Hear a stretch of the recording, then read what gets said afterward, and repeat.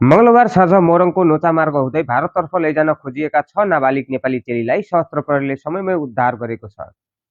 मंगलबार करिब 5:30 बजे नियमित गस्तीमा रहेको सशस्त्र प्रहरी बल नेपाल बोर्डर आउटपोस्ट नोचाको टोलीले भारततर्फ जाँदै गरेका ती किशोरीहरूको गतिविधि शंकास्पद देखेपछि रोकी छेक गरेको थियो। प्रहरीका अनुसार उद्धार गरिएका बालिकाहरूको उमेर 15, 16, 17 र 18 वर्षको छ। उनीहरू 3 अलग-अलग ठाउँबाट आएका थिए। प्रारम्भिक अनुसन्धानमा एक पुरुषले फेसबुक मेसेन्जर मार्फत भारतमा भेट्न भन्दै बोलाएको र सोही व्यक्तिसँग लगातार कुराकानी भेटिएको खुलेको छ।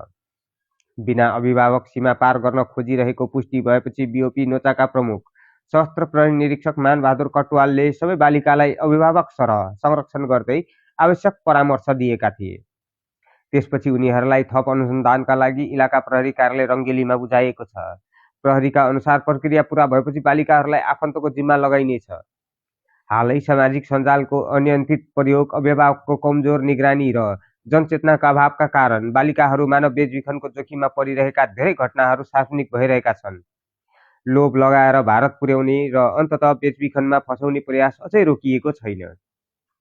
प्रहरीले अभिभावक र समुदाय सबै मिलेर सतर्क हुन आग्रह गरेको छ। समयमै निगरानी, खुला संवाद र सामाजिक सञ्जालको सुरक्षित प्रयोगबारे लगातार सचेतना फैलाउन सके यस्ता घटना धेरै हदसम्म रोक्न सकिने प्रहरीको भनाइ छ।